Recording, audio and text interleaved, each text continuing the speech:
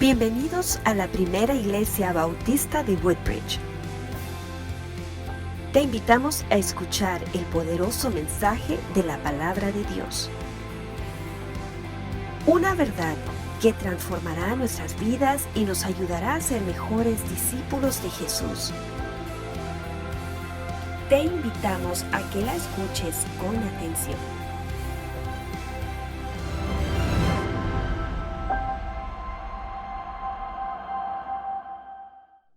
Aló. Hermanos, Dios les bendiga a todos. El pastor se encuentra fuera de la iglesia el día de hoy. Fue invitado a la convención anual bautista. Entonces me pidió el favor que trajera el mensaje en el día de hoy. El pastor les manda mucha salud. Ya está de viaje, así que por favor tengan sus oraciones. El pastor está regresando de nuevo a la iglesia el 17 de noviembre. Se va a tomar unos días de vacaciones también. Entonces por favor estemos orando por él, por la salud de él, de la hermana, que se encuentran un poco afectados de salud, y que el Señor los traiga comiendo de nuevo a nuestra iglesia. Entonces, si por favor todos vamos a decir la declaración para comenzar nuestro servicio. Hermanos, Dios les bendiga por la oración tan bonita que tuvimos en el día de hoy. Entonces, levantemos nuestras Biblias y digan juntos conmigo: yo declaro que este libro es la palabra de Dios revelada. La hierba se seca, la flor se marchita, pero la palabra de Dios permanece para siempre. El cielo y la tierra pasarán, para su palabra nunca pasará. Yo te pido, mi Señor, que hoy con tu palabra tú me hables, me sanes, me limpies, me restaures y me animes, porque tu palabra no volverá vacía en aquellos corazones que quieran escucharla y obedecerla como el mío. Hoy con tu palabra bendita me hablarás. Yo lo creo, yo lo confieso, yo lo recibo por fe, en el nombre de Jesús, su Hijo amado. Amén. Hermanos, si me acompañan por favor abriendo sus Biblias en el día de hoy en el libro de Santiago, capítulo 4, versículos 11 al 12. Lo repito nuevamente: Santiago, capítulo 4, versículos 11 al 12. Amén. Y dice la palabra del Señor: Hermanos, no murmuréis los unos de los otros. El que murmura del hermano y juzga a su hermano, murmura de la ley y juzga a la ley. Pero si tú juzgas a la ley, no eres hacedor de la ley, sino juez. Uno solo es el dador de la ley, que puede salvar y perder. Pero tú, ¿quién eres para que juzgues a tu hermano? Vamos a orar. Padre Celestial, te damos la gloria y la honra, mi Señor, en esta tarde. Te damos las gracias, Padre bueno. Te pido, Señor, que me uses, Señor Padre Santo, para traer este mensaje en el día del Señor. Te doy las gracias, Señor, por permitirme estar aquí, Señor, en esta tarde. Perdona mis pecados, mi Señor, y te pido, Padre Santo, que nos guíes, Señor, como congregación, Padre Santo, a poder entender tu palabra, Señor, a ponerla por práctica. Y te doy la gloria y honra a ti, Señor, porque nada en nuestras vidas pasa si no es por ti, mi Señor. En esta tarde, guárdanos, úngenos, protégenos, Señor, y quédate con nosotros. De igual manera te pedimos por nuestros pastores: tráelos con bien, Señor, de nuevo a la congregación, de nuevo a sus casas, Señor, y líbralos de todo mal y peligro. Amén. Hermanos, pueden tomar asiento, por favor. Le doy las gracias al Señor por permitirme predicar en el día de hoy. Siempre me pongo muy nervioso cada vez que me toca predicar, pero que el Señor sea dirigiendo en esta tarde lo que el Señor nos quiere traer en el día de hoy. Entonces, el mensaje que el Señor nos trae en el día de hoy hace parte de la serie de mensajes del libro de Santiago que el pastor había comenzado a predicar unas semanas atrás. Y hoy vamos a hablar específicamente del hábito de juzgar. El título de la prédica de hoy se llama ¿Cómo cortar con el hábito de juzgar a otros?, basado en el libro de Santiago, capítulo 4, versículos 11 al 12. Para colocar un poco de contexto sobre el libro de Santiago en general, ¿por qué fue escrito el libro de Santiago? El libro de Santiago es uno de los libros de la Biblia que no fue enfocado específicamente a un solo público objetivo, como por ejemplo las cartas de Pablo. Pablo siempre tenía un objetivo en sus cartas: tenía Colosenses, tenía Corintios, tenía Gálatas, tenía los Efesios. En el Hecho de los Apóstoles, por ejemplo, estos son los hechos de los apóstoles cuando caminaron con Jesús. Entonces, algunos libros de la Biblia, como el libro de Santiago no tiene un público objetivo, no fue escrito específicamente para un solo grupo, sino que Santiago La traducción de Santiago realmente en los estudios bíblicos se dice que Santiago en la traducción en el hebreo traduce Jacobo. Se dice que Jacobo, en los estudios bíblicos están muy acertados que este Jacobo, el que escribió el libro de Santiago, el libro de Jacobo, es el medio hermano de Jesús. Entonces estuvo con él y caminó con él en todo el momento en el que Jesús estuvo en su ministerio en la tierra. Entonces, por eso, cuando Santiago o Jacobo escribe este libro, él utiliza un compendio de vivencias que tuvo con Jesús, todo lo que él vivió en su caminar, lo que él vio, sus milagros, sus sanidades, las predicaciones, lo que él hacía con las personas, cómo las guardaba, lo que les decía, la multiplicación de los panes, el sermón del monte, entre otros, y también utiliza mucho el refuerzo de este libro con el tema de los salmos. Jacobo se enfocaba mucho en el tema de los salmos. ¿Por qué? Porque los salmos es un gran libro que nos permite a nosotros tener también vivencias dejadas a través del Evangelio en el Antiguo Testamento para que nosotros podamos vivir. Es un ejemplo de vida, es un modelo de vida. Entonces Santiago lo que hace es un compendio de una forma fácil de que nosotros los creyentes en general, tengamos el libro de Santiago como un manual de vida, como un manual para vivir, como un manual para seguir adelante, basado en lo que él aprendió de Jesús y basado en lo que él aprendió del Antiguo Testamento o la Antigua Torá. Recuerden que cuando Jesús estaba aquí en esta tierra, ¿él qué fue lo que predicó? El Antiguo Testamento. El Nuevo Testamento no fue escrito sino 200 años después de la muerte de Jesús. Entonces, Santiago utiliza todas estas vivencias, utiliza el Antiguo Testamento para poder mostrarnos a nosotros, los creyentes, a los creyentes de la época, a los judíos mesiánicos de la época específicamente, a los creyentes que no somos judíos, mas sin embargo hemos venido a la gracia del Señor por la bendición del sacrificio de Él en la cruz. Entonces Santiago muestra la vivencia de cómo vivir, cómo Jesucristo pagó por nosotros en la cruz y cómo con ese sacrificio que Jesús hizo nosotros debemos vivir y seguir adelante. Entonces ese es el contexto del libro de Santiago en general. Y el libro 4, en el capítulo 4, que es el tema en el que vamos a hablar en el día de hoy, habla sobre el tema de juzgar. Pero entonces, para que hablemos de este tema, yo también quisiera colocar en contexto la palabra juzgar, porque nosotros como creyentes hemos sacado un poco de contexto la palabra juzgar. Entonces, hoy les quiero compartir con ustedes 3 palabras referentes a juzgar. Primero, en el antiguo hebreo, la palabra juzgar significaba dirigir o guiar. La palabra juzgar significaba dirigir o guiar. Y en el Antiguo Testamento vemos claros ejemplos de esto. Uno, cuando nuestro Señor mandó a Moisés a juzgar al pueblo, a dirigirlo a través de su salida de Egipto, llevarlo a la tierra prometida y fuera de eso guiarlo para poder llegar a la tierra prometida que el Señor les había dado. Después deambularon por 40 años, mas sin embargo Moisés juzgaba a su pueblo a través de su propio liderazgo, a través del liderazgo que el Señor le había puesto, a través del liderazgo de las personas que había colocado a su lado.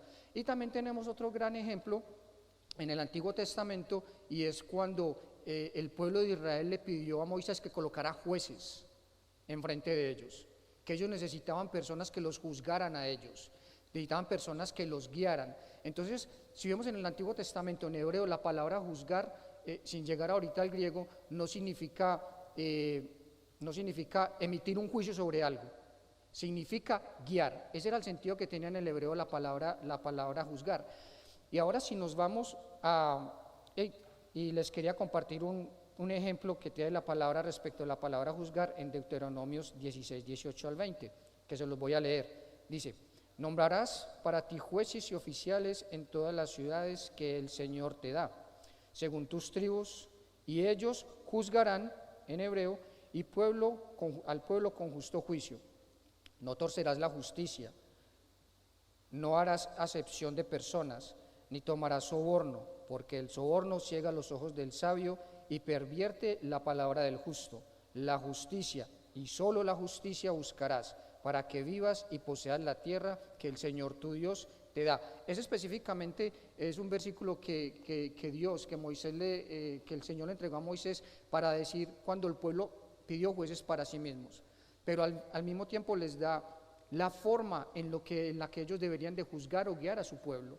Les da cosas muy específicas. El Señor siempre es específico con todo, dice específicamente, si ustedes van a ser mis jueces o los jueces de su pueblo, deben de hacer esto específicamente.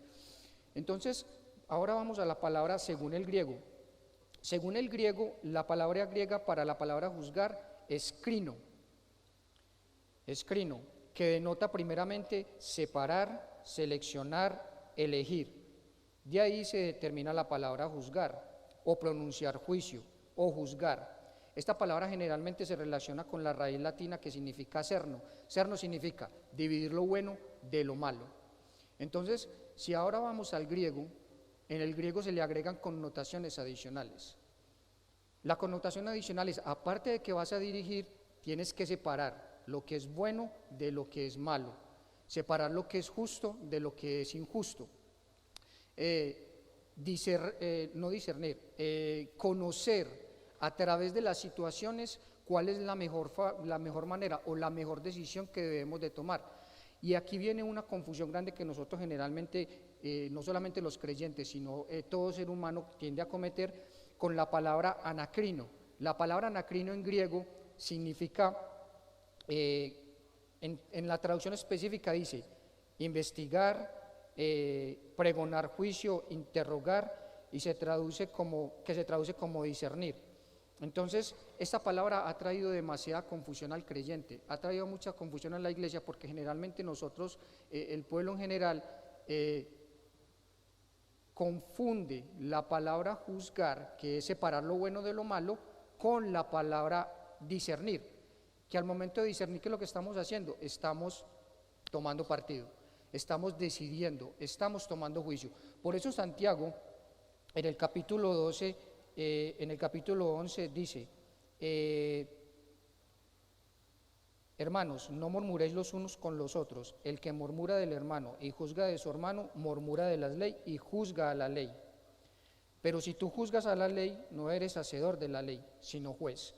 Entonces, aquí la palabra juzgar al principio significa crino, que es la palabra en griego. Pero al final del verbo, no eres hacedor de la ley, sino juez, ahí se traduce la palabra anacrino. ¿Cuál es la responsabilidad de nosotros los creyentes? La responsabilidad de nosotros los creyentes es ser jueces, sí, pero la responsabilidad de nosotros los creyentes no es juzgar al hermano.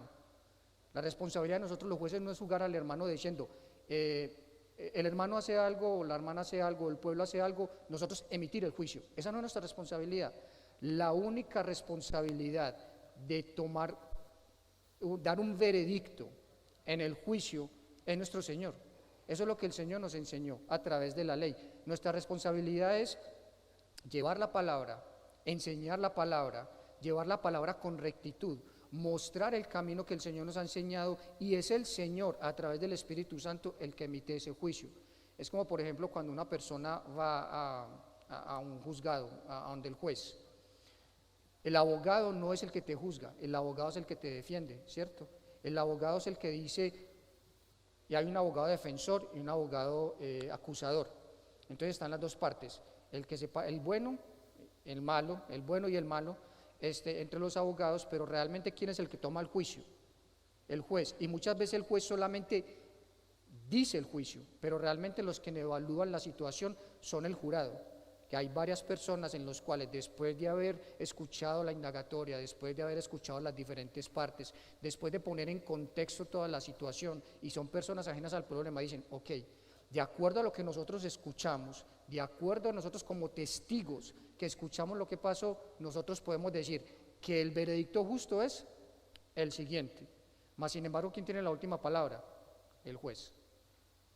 El juez es el que dice, ok, ese es el juicio, pero yo también, después de haber escuchado las diferentes partes, los abogados, el acusado, no sé qué, el juez puede decidir tomar la ley y después decir, aparte de eso, lo que pongo encima de la ley es esto, lo que sea la sanción, o no sanción o sanción. Entonces, y un ejemplo de esto es cuando Jesucristo estaba dando el Sermón del Monte, el muy famoso Sermón del Monte, donde en el capítulo 7 de Mateo, ya lo vamos a leer del 1 al 5, Jesús le dice a los apóstoles, no juzguéis para que no seáis juzgados. Entonces, vamos a leer el capítulo 7 del libro de Mateo, rápidamente, del 1 al 5, del 1 al 6, para colocar el paralelo de lo que realmente Jesús estaba diciendo en el Sermón del Monte, cuando le dijo al pueblo, no juzguéis para que no seáis juzgados, y hacemos el paralelo entre la palabra crino y la palabra anacrino.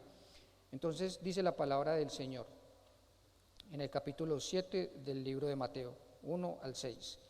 No juzguéis para que no seáis juzgados, porque con el juicio con que juzgáis seréis juzgados, y con la medida con que midáis os será medido. ¿O por qué miras la paja que está en el ojo de tu hermano y no echas de ver la viga que está en tu propio ojo? ¿O cómo dirás a tu hermano, déjame sacar la paja de tu ojo y de aquí la viga que está en el tuyo? Hipócrita, saca primero la viga de tu propio ojo, y entonces verás bien para sacar la paja del ojo de tu hermano. No deis lo santo a los perros, ni echéis vuestras perlas delante de los cerdos, no sea que la pisoteen y que vuelvan y os despedacen. Entonces, generalmente nosotros, y yo me incluyo, utilizamos el Sermón del Monte para decir, yo no le digo nada a nadie porque no es el juzgar es divino, y la responsabilidad de Dios, y yo no tengo que juzgar nada en eso. Entonces, problema del hermano, problema de la hermana, eso es entre él y Dios, yo no me meto. Entonces, y generalmente utilizamos ¿cuál? Utilizamos este versículo, porque la palabra dice, no juzguéis para que no seáis juzgados. La palabra no se contradice. En el libro de Mateo, en el libro de Santiago, Santiago nos dice que nosotros debemos de juzgar. Pero si ponemos en contexto lo que acabamos de hablar, de la palabra, lo que es juzgar, Santiago nos dice, juzga con justo juicio, separa lo bueno de lo malo, dirige a tu hermano hacia un lugar correcto, o hacia, ¿con qué? Con la palabra. ¿Basado en qué? En la integridad o en la relación que tú tienes con el Espíritu Santo. Y Jesucristo aquí nos dice, no juzgues para que no seas juzgados. ¿Es algo contradictorio? No, no lo es, porque realmente en el Sermón del Monte lo que Jesucristo estaba diciendo es, ¿cómo puedes tú juzgar a tu hermano si primero no te has juzgado a ti mismo? ¿Cómo puedes tú decirle a un hermano que está haciendo algo si tú primero no te has visto? ¿Cómo es tu caminar? Entonces también esto nos trae una enseñanza, y es, ¿cómo estamos nosotros como creyentes en la relación con nuestro Señor para después poder ir a decir algo a nuestro hermano? Entonces, si nosotros sabemos que nosotros somos pecadores y el único que nos ha dado la salvación es Jesucristo, ¿por qué no tratar al hermano con esa misma benevolencia que Jesucristo nos trató a nosotros? Si Jesucristo nos trató a nosotros con amor, con benevolencia, con paciencia, nos juzgó con justo juicio, ¿por qué nosotros no juzgamos a nuestros hermanos de la misma forma? Le damos la misma oportunidad que Jesucristo nos dio a nosotros, no solamente yendo al problema, sino yendo a la solución. Y con esto vamos a ver 3 diferentes puntos que nos van a poder ayudar a cómo erradicar de nuestras vidas el juzgar erróneamente.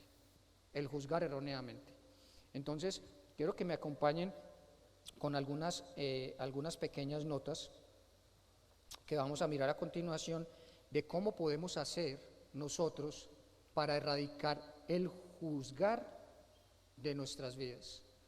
Entonces, vamos con la primera. La primera es cómo cortar la murmuración. ¿Cómo cortar la murmuración? Nuevamente, esto basado en el contexto bíblico que le estamos poniendo a la palabra juzgar, basado en el libro de Santiago, basado en el libro de Mateo, vamos a ver otras referencias bíblicas más adelante, basado en lo que realmente significa juzgar, basado en lo que no significa juzgar, vamos a poner ese contexto. La primera entonces, ¿cómo erradicar la murmuración? En hebreo la palabra murmuración traduce literalmente hablar entre dientes, manifestando desaprobación, queja o enfado.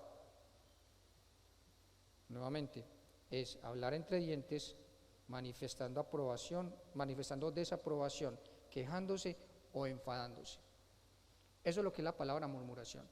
La palabra murmuración es cuando, por ejemplo, estás diciendo algo de una persona que no está presente y la persona no está presente para defenderse. Pero, ojo aquí, nuevamente pongamos en el contexto.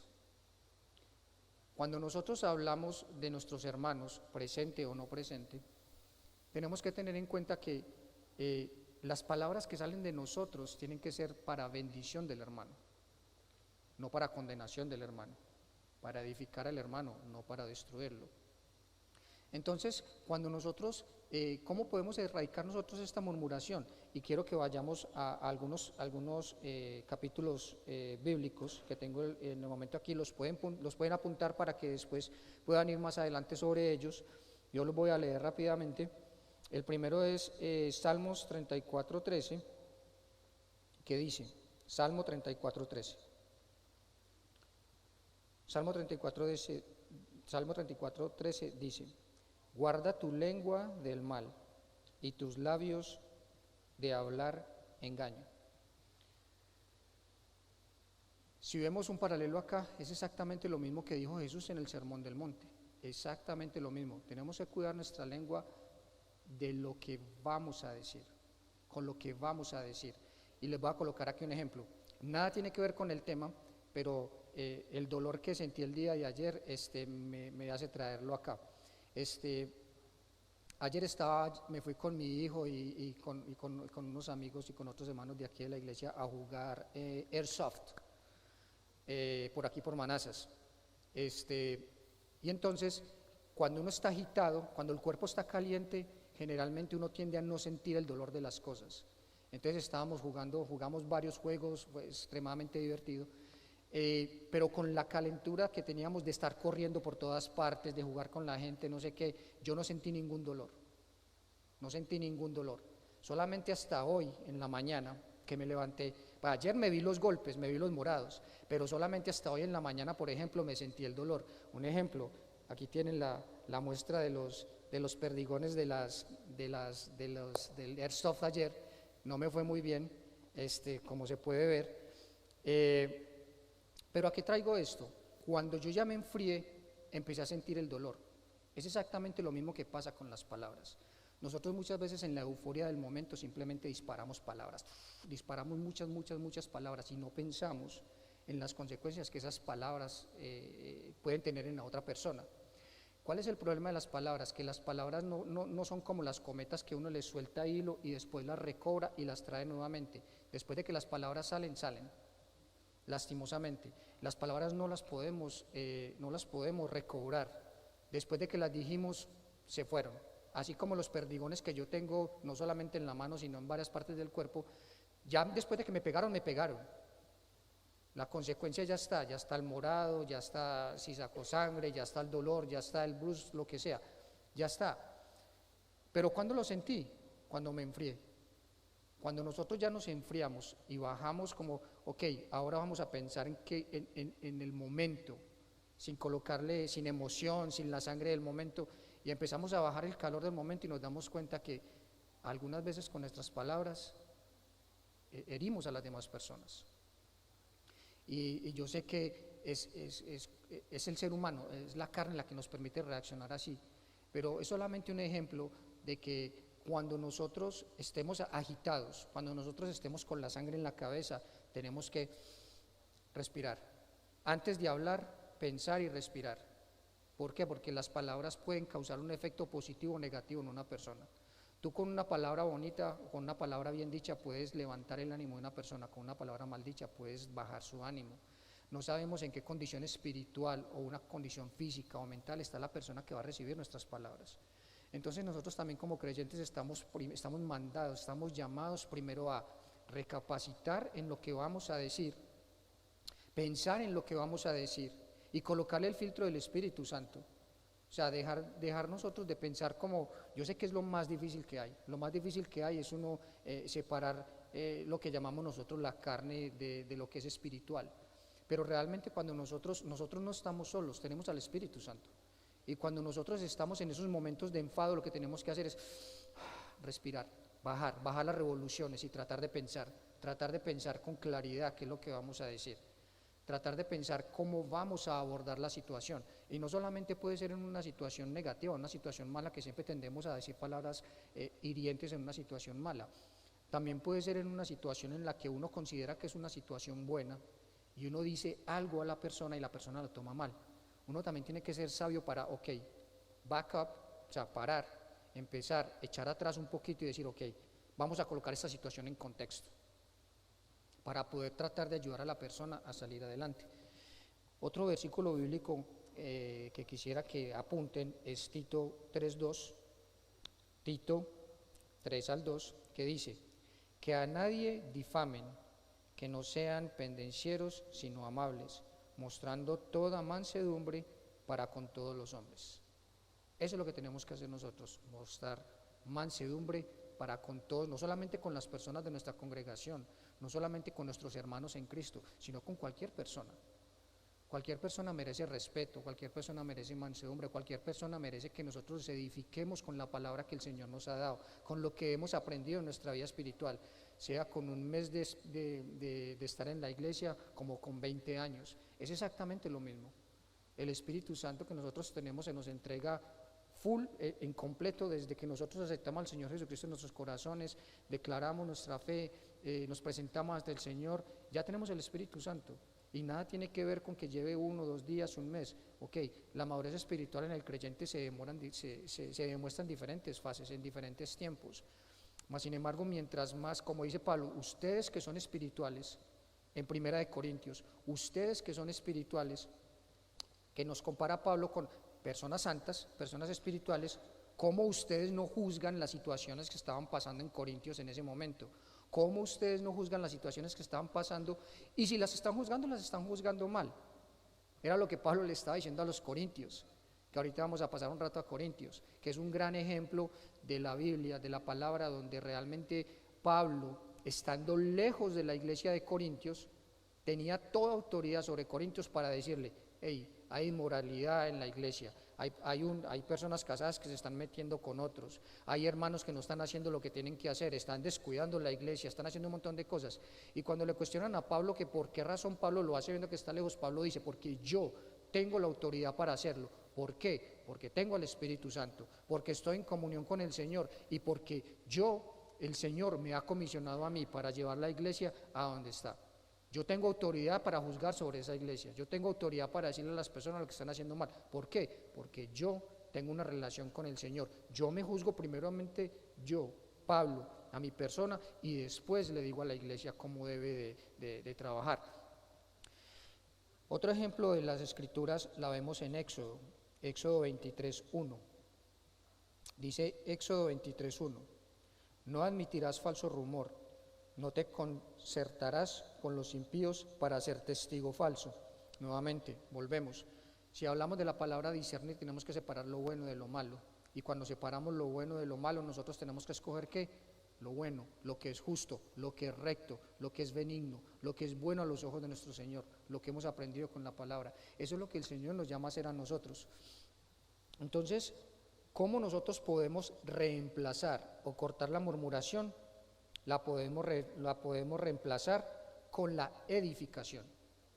¿Cómo cortar la murmuración? La reemplazamos con la edificación. Entonces, quiero que vayamos juntos al libro de Efesios, capítulo 4, versículo 29. Efesios, capítulo 4, versículo 29. Y mientras lo van buscando, vamos hablando un poco. Efesios capítulo 4, versículo 29. Cuando nosotros los seres humanos queremos cortar un hábito, o queremos ganar un hábito, o queremos generar un hábito nuevo en nuestra vida, ¿qué tenemos que hacer? Generalmente lo tenemos que reemplazar por algo más. Uno no puede cortar algo si no lo reemplaza por algo más. Uno no puede dejar un espacio vacío, porque generalmente cuando uno deja un espacio vacío en un hábito que quiere cortar, generalmente el hábito vuelve. El hábito que sea, vuelve. Por ejemplo, si quieres bajar de peso, por ejemplo, y quieres cortar el hábito de comer mucho, ¿qué haces? Lo reemplazas con dieta o lo reemplazas con ejercicio. El espacio que estás dejando para poder cortar el hábito de comer en abundancia, en exceso, lo reemplazas por otro hábito que te va a ayudar positivamente a lograr la meta que tú quieres lograr. Si por ejemplo tú quieres coger el hábito o quieres cortar el hábito de la pereza, que por ejemplo es lo que me tenía a mí controlado por mucho tiempo por el tema del ejercicio. Entonces, ¿yo qué hice para cortar el hábito de la pereza? Simplemente me coloqué una meta clara, empecé en el caso mío yo me tengo que comprometer a hacer cosas. Por ejemplo, si es una carrera, pagar por la carrera, porque ya sé que si no entreno y no llego, me duele el bolsillo. Entonces, como me duele el bolsillo, digo, tengo que entrenar, tengo que llegar, lo que sea. Entonces, reemplazo el hábito de quererme quedar en mi cama, dormido, tranquilo, esperando, por levantarme a las 5 de la mañana o correr después a las 7 de la noche, dejarme de comer un pastel, tomarme un té, reemplazar el café que es duro, muy duro, se los puedo decir que es muy duro dejar el café, reemplazar las porciones de las comidas, en vez de comer bastante, comer poquito, empezar a trabajar en eso. Entonces, reemplazar ese hábito de la pereza y reemplazar ese hábito de estar tranquilo por otro hábito, en ese caso un hábito positivo, hacer ejercicio, comer más saludable, levantarme más temprano, si me toca acostarme más tarde, tratar de mantener las cosas on time. Entonces, ¿cómo nos dice la palabra que podemos reemplazar la murmuración por la edificación? Efesios 4:29 dice: ninguna palabra corrompida salga de vuestra boca, sino la que sea de buena para la necesaria edificación, a fin de dar gracia a los oyentes. Se lo repito nuevamente: ninguna palabra corrompida salga de vuestra boca, sino la que sea buena para la necesaria edificación, a fin de dar gracia a los oyentes. Entonces, aquí Pablo nos da un ejemplo de lo que le dijo a los efesios. Le dijo: hey, reemplacen la murmuración entre los hermanos por una palabra que anime al hermano, por una palabra que lo edifique, por una palabra que construya su vida, que lo permita crecer, que lo permita seguir adelante. Entonces, y les dice clarito, les dice: ninguna palabra corrompida salga de vuestra boca. Lo que hablamos ahorita, antes de hablar, pensar, decir, ok, listo, estoy hablando con X persona, la persona necesita escuchar A o B. Antes de yo decirle A o B, pensar, ¿qué es lo que vamos a decir? Y en el caso de nosotros que tenemos al Espíritu Santo es: Señor, ¿tú qué quieres que yo le diga a esta persona? En la situación que esta persona está viviendo, sea positiva, negativa, lo que sea, ¿cómo quieres que yo ministre a esta persona? Evitar cualquier palabra ociosa, palabras vulgares, palabras ofensivas, palabras denigrantes, o por ejemplo cuando una persona está haciendo algo mal. Es muy diferente cuando yo le digo a una persona que está haciendo algo mal: lo que estás haciendo es perverso, tu trabajo no sirve para nada, definitivamente no sé para qué te estoy pagando, o no sé cómo te ganas lo que te ganas. Digan lo que quieran. La persona, ¿cómo se va a sentir? Aparte que ya está haciendo su trabajo mal, está pasando por una situación difícil, la persona se va a sentir derrotada, se va a sentir en el piso. A diferencia de, mira, estamos viendo que en el caso empresarial, estamos viendo que tu desempeño laboral ha bajado, quisiéramos saber qué está pasando, si nosotros podemos hacer alguna cosa para ayudarle. En el caso de los empleados o en el caso de los compañeros de trabajo: hey, te doy una mano con tu trabajo, ¿qué es lo que te está pasando? Mira que estamos bajando el rendimiento, lo que estás haciendo no nos está beneficiando. ¿Cómo podemos ayudarte a que las cosas sigan y salgan siendo mejor? La persona se va a sentir que nosotros lo estamos apoyando en el caso laboral. O en el caso de los hijos, por ejemplo, en el caso de los hijos, con mis hijos trato de hacer eso, y es, por ejemplo, cuando mis hijos hacen un reguero en la cocina, tiran la leche, o se les cae la sopa, o riegan el arroz, o me dejan la leche afuera, o me dejan pedazos de comida como que fueran ratoncitos, dejando pedacitos por todas partes, poquitos de agua, poquitos de lo que sea. ¿Cuál es la reacción si yo llego donde mis hijos y les digo: desordenados, ustedes todo lo hacen mal, estoy cansado de decirles que no lo hagan más? ¿Qué estoy creando? Una división, una barrera entre mis hijos, y no los estoy educando realmente, porque realmente lo que estoy generando entre ellos es un poco de rebeldía, y es: mi papá siempre nos grita, mi papá siempre nos molesta, entonces para que mi papá no le vamos a hacer caso y lo vamos a seguir haciendo. A diferencia si yo llego y le digo a mis hijos: hey muchachos, en esta casa vivimos todos, todos tenemos que limpiar, tanta responsabilidad de ustedes como mía limpiar, hay que ayudarle a la mamá, tenemos que seguir adelante.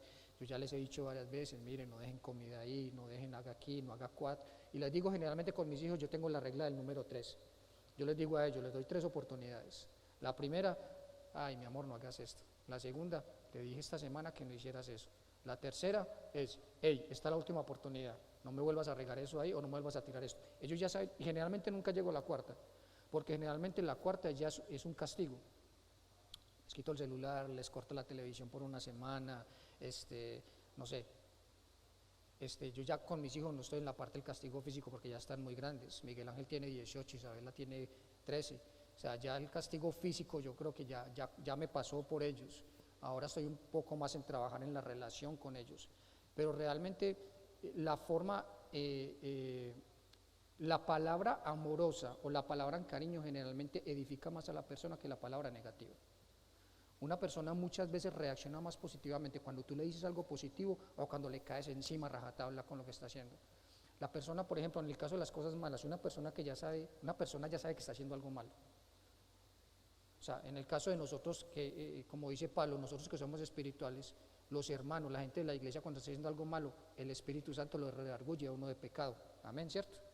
Nosotros como creyentes ya sabemos que estamos haciendo algo malo. Y si es malo, nosotros mismos somos capaces de juzgarnos. ¿Qué es lo que pasa? Nosotros muchas veces, dependiendo por la situación en la que esté pasando la persona, no es capaz de salir sola de su pecado o no es capaz de reconocer su error. Nosotros que estamos fuera y estamos fuera del círculo podemos ver un poco más de eso.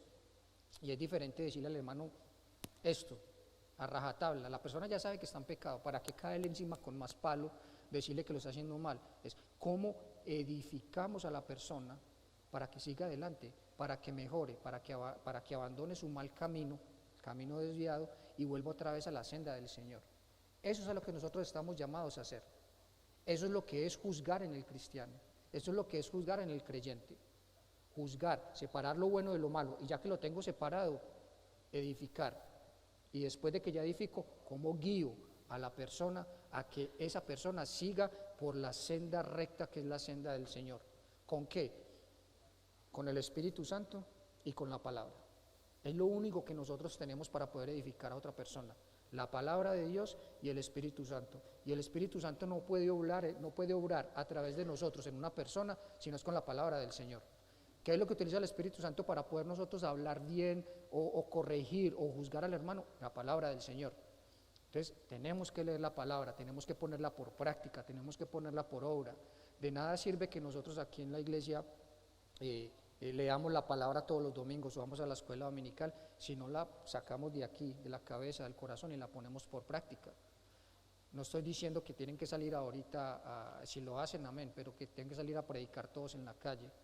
Pero estoy seguro que en todos los días tenemos una situación para poner en práctica la palabra del Señor, sea en la casa, en el trabajo, en el tráfico.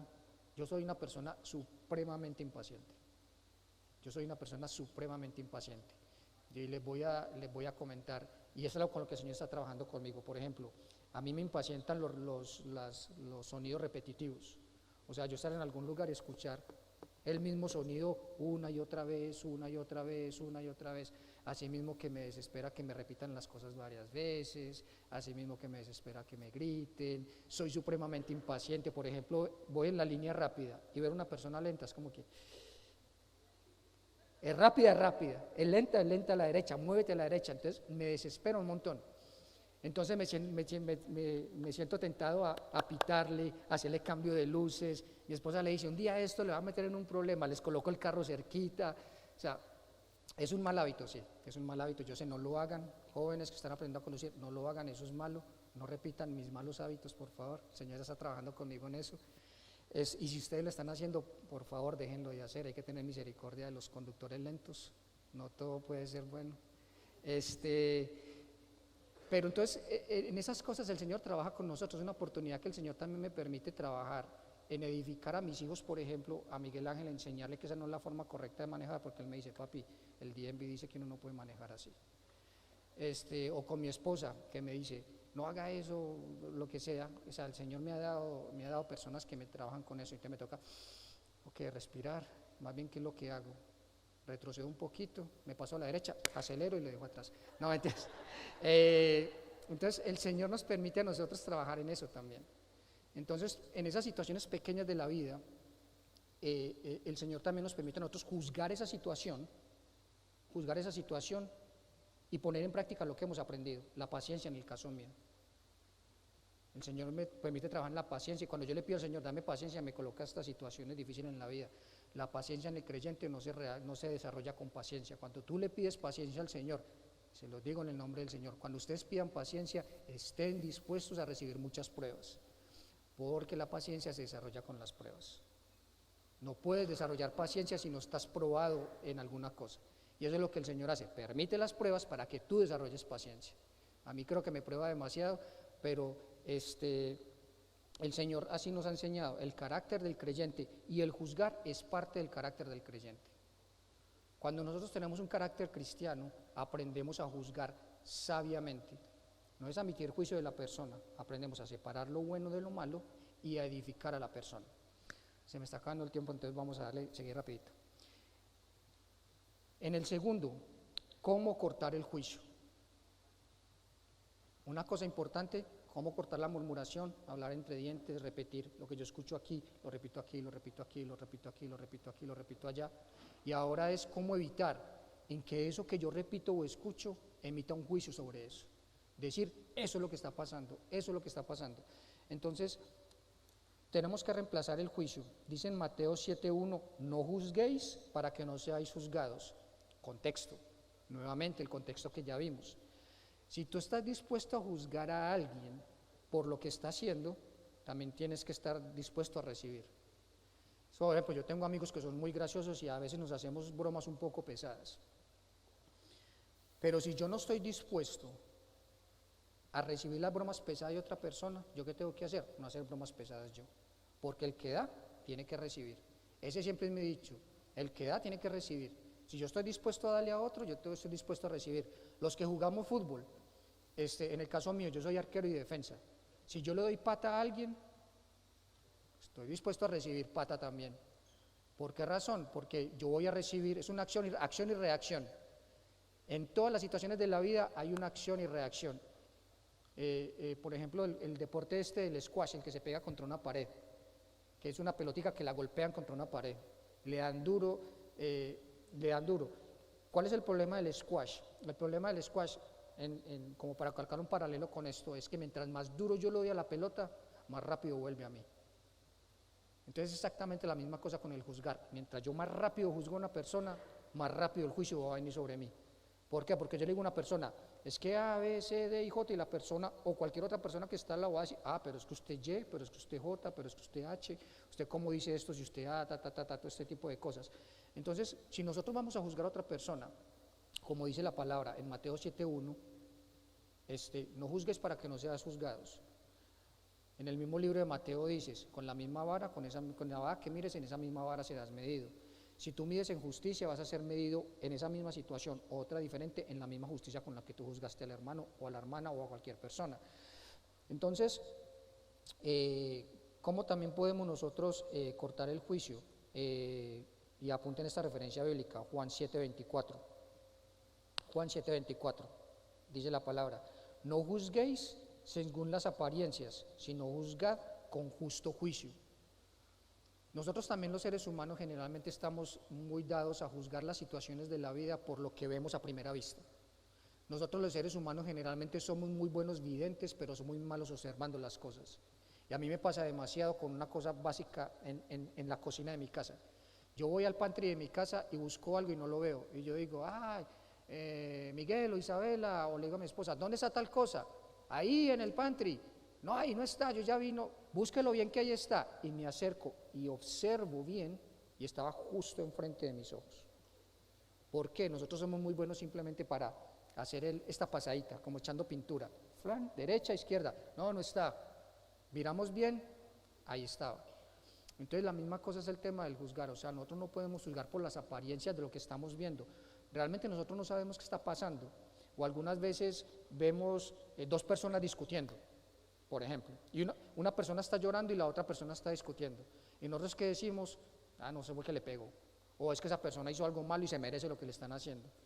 Pero cuando entendemos la situación, puede ser una cosa diferente. La persona que está llorando acaba de recibir una mala noticia, está llorando o está llorando de felicidad.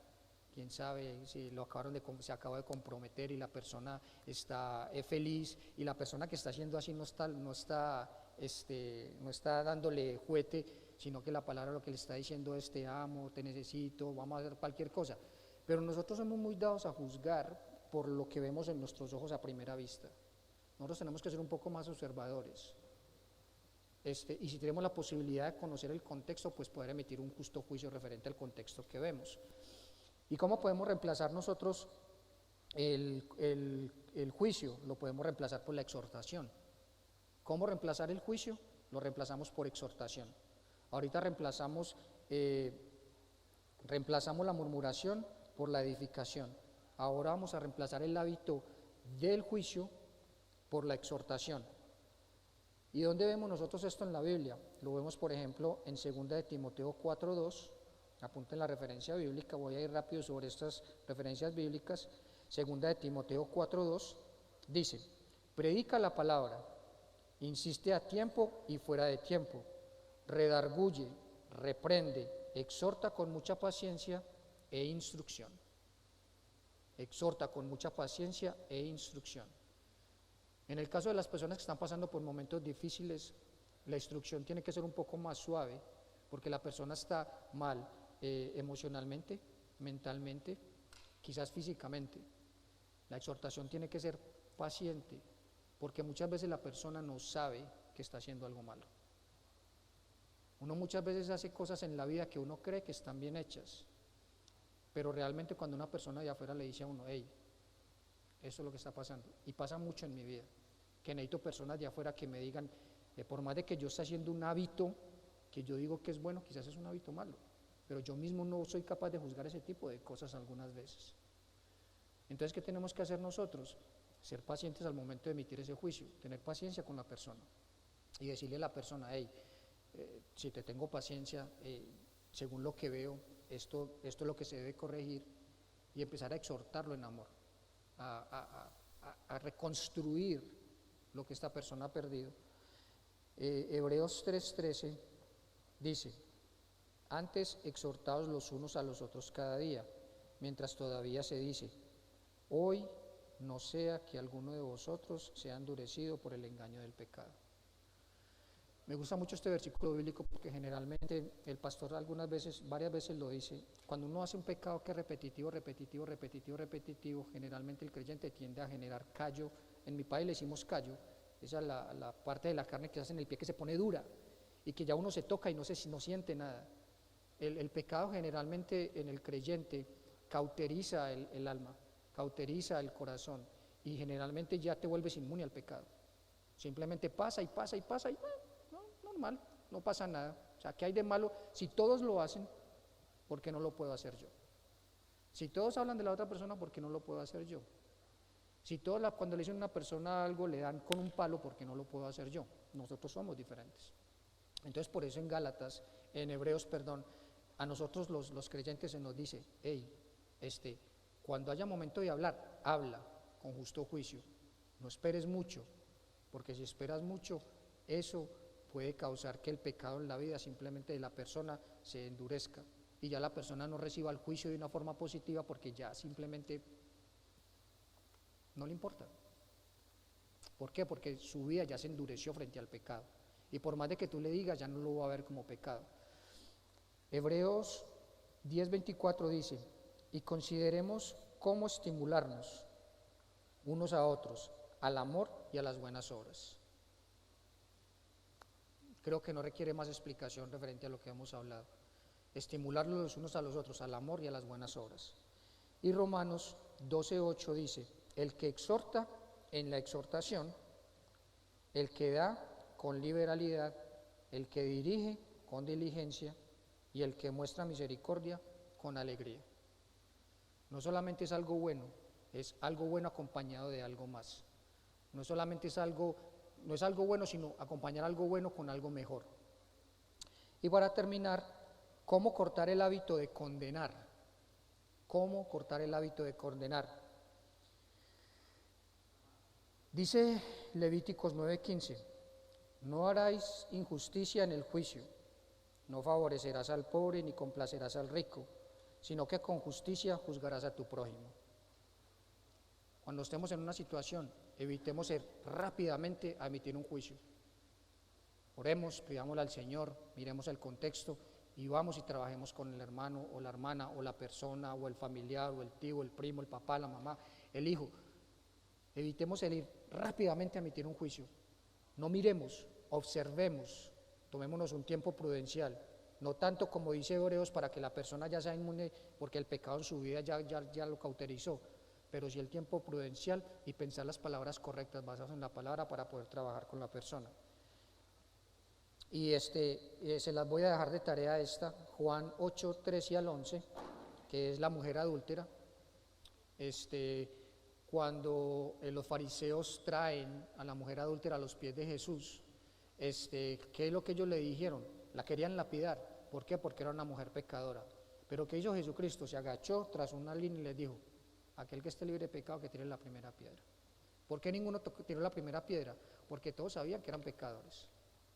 Ninguno se sentía con la autoridad moral para poderla reprender como pecadora porque todos tenían pecado en sus vidas. Es lo mismo que nosotros como creyentes tenemos que hacer. Pero después de eso, ¿qué le dijo Jesús? Mujer, ¿quién te acusa? Tus acusadores ya no están aquí.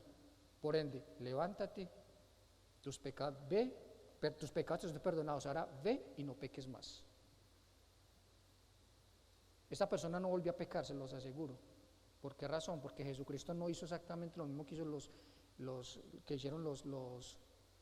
hebreos, que hicieron los sacerdotes. Jesucristo lo que hizo fue que la edificó, Él como Señor, que es lo que hizo exactamente con nosotros. Nosotros siendo pecadores, nos trajo a vida eterna en Cristo Jesús, por su muerte en la cruz, perdonó nuestros pecados, nos salvó. En el caso mío, el Señor me salvó de muchos pecados. El Señor me trajo de donde me trajo y gracias al Señor estoy aquí. Pero mi vida no era lo que es ahora y le doy gracias al Señor porque me ha transformado, porque me ha cambiado. Tengo muchas cosas para cambiar todavía, muchísimas tengo para cambiar, porque yo me veo como una persona que está en work in progress y realmente yo cuando voy a estar terminado, cuando esté con mi Señor en el reino de los cielos, ahí la obra en mí ya va a estar terminada. Por lo pronto soy work in progress, in construction, como dicen, como se ve en todas partes ahora yendo para Washington D.C., los que van para allá. Entonces, ¿cómo podemos reemplazar el condenar a una persona inmediatamente? La más fácil, reemplazarla con amor. ¿Cómo podemos nosotros reemplazar el hábito de condenar, reemplazarla con amor? Y para si les pido me tengan paciencia con vamos a leer Mateo 22, 36 al 40. Mateo 22, 36 al 40, y dice la palabra del Señor: Maestro, ¿y cuál es el gran mandamiento de la ley? Le estaba diciendo Jesús a los discípulos le preguntaron y Jesús les estaba contestando: Maestro, ¿cuál es el gran mandamiento de la ley? Y Jesús le dijo: amarás al Señor tu Dios con todo tu corazón, con toda tu alma y con toda tu mente. Ese es el primer mandamiento. Este es el primer y gran mandamiento. Y el segundo es semejante: amarás a tu prójimo como a ti mismo. De estos dos mandamientos depende toda la ley y los profetas. Es tan importante amar a Dios como amar a tu hermano. Si tú quieres ser amado, ama a tu hermano. Si tú quieres ser respetado, respeta a tu hermano. Si tú quieres ser entendido, entiende a tu hermano. Si tú quieres ser juzgado con rectitud y con justo juicio, juzga con rectitud y con justo juicio a tu hermano. Si tú no quieres escuchar una palabra pendenciera, una palabra mala en contra tuya, no la emitas tú tampoco. Lo que hablamos ahorita, toda acción tiene una reacción. Como tu acción es en contra de una persona, es exactamente la misma reacción que tú tienes. No podemos pretender tener una reacción violenta frente a alguien y después recibir un ataque con flores. O no podemos pretender atacar con flores y después recibir golpes. Las injusticias del mundo pasan muchas veces, pero nosotros como creyentes que sabemos que el Señor nos ha enseñado algo diferente, tenemos que estar claros en eso. Y es que Jesucristo lo dice acá: no solamente amarás al Señor tu Dios con todo tu corazón y con todas tus fuerzas, sino que el segundo mandamiento es similar a este: Fíjense donde pone el Señor el amor al prójimo, al mismo nivel del amor de Dios. Eso no es gratis, es muy importante. Entonces, con qué salimos nosotros del día de hoy de acá? ¿O qué concluimos? ¿Nosotros los cristianos estamos llamados a juzgar o no? ¿Somos nosotros los creyentes llamados a juzgar a otra persona o no? ¿Somos nosotros los creyentes llamados a hacer lo que el Señor nos llama a hacer? Y espero que poniendo el contexto que coloquemos al principio tengamos la respuesta correcta. Y que la respuesta que yo creo que es lo que el Señor nos está mandando a hacer es, sí, nosotros los creyentes estamos llamados a juzgarnos unos a otros, pero de acuerdo al contexto que el Señor nos enseñó en su palabra, separando lo bueno de lo malo, edificando a la persona, exhortando a la persona y amando a la persona. Esa es la única forma que nosotros podemos juzgar, es la única forma que nos fue enseñada. Nosotros no somos juez, nosotros no somos parte. Nosotros fuimos llamados a ser testigos, a predicar la palabra y a edificar a otros en el amor de Cristo, que es lo mismo que Jesucristo hizo con nosotros. Entonces, cuando vayamos nosotros a juzgar a otro hermano o a otra persona, pensemos en el sacrificio de Cristo en la cruz. Pensemos en lo que Jesucristo nos dio a nosotros y en esa misma medida darle a la persona que tengamos enfrente. En esa misma medida trabajar con la persona que tengamos enfrente. Póngale el nombre que usted quiera, amigo, amiga, familiar, no familiar, esposo, esposa, hijo, hija, hermano, hermana, compañero de trabajo, personas en el tráfico, personas en el mall, cualquier contexto. Somos llamados a construir, no a destruir. Somos llamados a edificar, somos llamados a amar, no a odiar. Somos llamados a juzgar en rectitud, a separar lo bueno de lo malo. No fuimos llamados a condenar ni a emitir juicio. No es nuestra responsabilidad emitir juicio. Nuestra responsabilidad es edificar a las demás personas a través de lo que Jesucristo hizo por nosotros en la cruz. Y para terminar, quiero dejarles Santiago 3, 13 al 18. Lo voy a leer rapidito para terminar. Santiago 3, 13 al 18. ¿Y quién es sabio y entendido entre vosotros? Muestre por la buena conducta sus obras en sabia mansedumbre. Pero si tenéis celos amargos y contención en vuestros corazones, no os jactéis, no mintáis contra la ley, contra la verdad, porque esta sabiduría no es la que está descendiendo de lo alto, sino terrenal, animal y diabólica. Porque donde hay celos y contienda, allí hay perturbación y toda obra perversa. Pero la sabiduría que es de lo alto es primeramente pura, después es pacífica, después es amable, es benigna, llena de misericordia y da buenos frutos, sin incertidumbre ni hipocresía, y el fruto de justicia se siembra en paz para aquellos que hacen la paz. Dios les bendiga, hermanos.